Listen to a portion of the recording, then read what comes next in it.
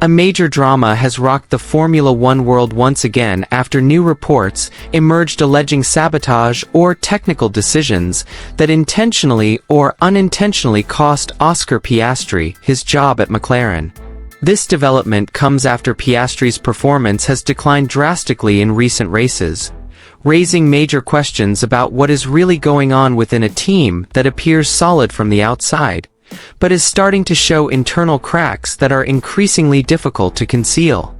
This issue surfaced after a major incident at the Brazilian Grand Prix, when Piastri received a controversial penalty that ruined his race. However, the situation took a 180-degree turn when the FIA reportedly discovered new video footage, revealing that the incident may not have been entirely Piastri's fault. This discovery has led many to question, if the incident wasn't Piastri's fault, why didn't McLaren defend him aggressively?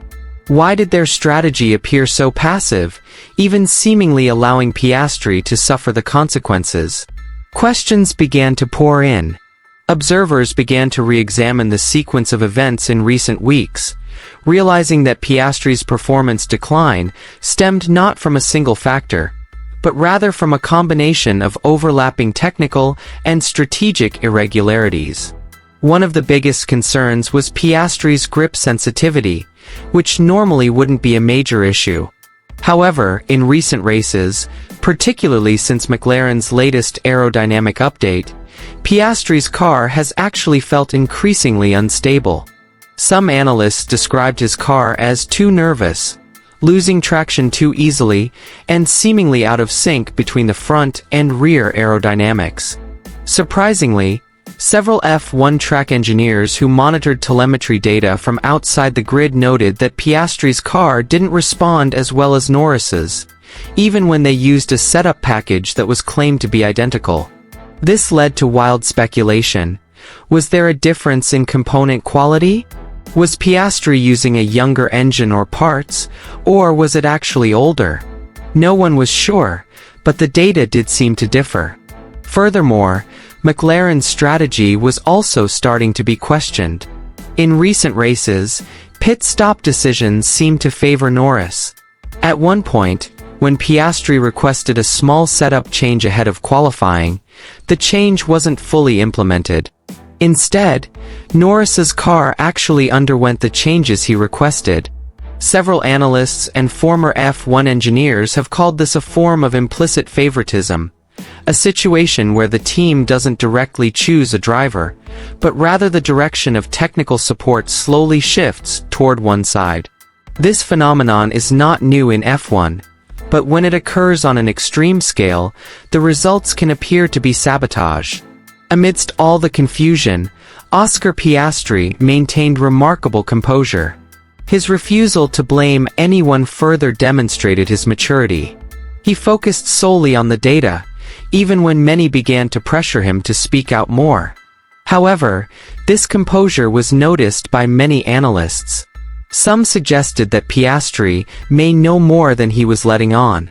Others suspected that he was holding back because he didn't want to escalate the situation mid-season. Meanwhile, an internal source who wished to remain anonymous stated that some members of the engineering team currently feel divided. Some support Piastri, while others want to retain Norris as their main driver. If left unchecked, this small division could disrupt the car development process, which is crucial in the fight for the top spot in the constructors' standings. The worst-case scenario? McLaren's internal situation is truly unhealthy, and some of the technical decisions that cost Piastri dearly are no accident.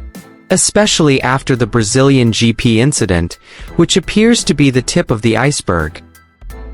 Huge tensions immediately erupted within the McLaren team after the FIA announced new video evidence regarding Oscar Piastri's controversial incident at the Brazilian Grand Prix, which had previously resulted in the young driver being given a 10-second penalty and 2 penalty points on his racing license. What initially seemed like a simple incident has now become a major issue that has shaken the team's internal dynamics, especially after the FIA confirmed that the decision was based on a strict interpretation of the driving guidelines in place this season. Rules that have been increasingly criticized by many for restricting the aggressive racing character that is part of Formula One's DNA. Tensions escalated when McLaren boss Andrea Stella publicly expressed his disapproval of the decision, arguing that the FIA's perspective did not reflect the real-world conditions that occur in corners full of contact and chaos. McLaren felt that Piastri had provided sufficient space, while the other drivers also contributed to the situation. However, the FIA insisted that the new video evidence upheld the penalty decision, a move that drew strong reactions from many analysts who again questioned the steward's consistency. This situation placed further pressure on Oscar Piastri, who not only had to accept a penalty that cost him his championship position, but also faced significant psychological consequences. Team sources revealed that Piastri appeared frustrated, feeling that every aggressive maneuver was under scrutiny and that he was being denied the opportunity to develop naturally as a racer. This tension was heightened by the fact that McLaren was in a crucial point-scoring phase, and the decision in Brazil was believed to have hampered the team's positive momentum. When the FIA announced that additional video evidence, rumored to show a different angle of the contact, supported the penalty, the situation in the paddock escalated. McLaren questioned the transparency of the process, while fans flooded social media with anger and increasingly heated debate.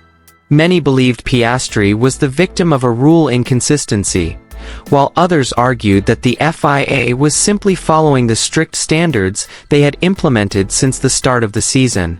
Amidst the chaos, the internal relationship between McLaren and Oscar Piastri also came under scrutiny. Not because of disharmony, but because of the increasing mental pressure on the young driver, who now had to maintain focus while facing a storm of public opinion. The team attempted to defuse the tension with a personal approach, but it's hard to deny the fact that the incident has cast a significant shadow over McLaren's work ethic. With the remainder of the season fast approaching, the biggest questions now are how Piastri will recover from this pressure. How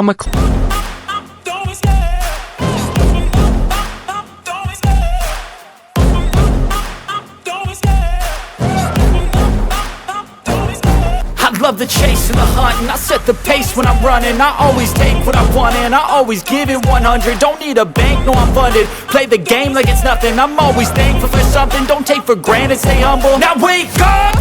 It's time to look at the enemy. Look in the mirror if he is no friend to me. It's not working out, maybe it's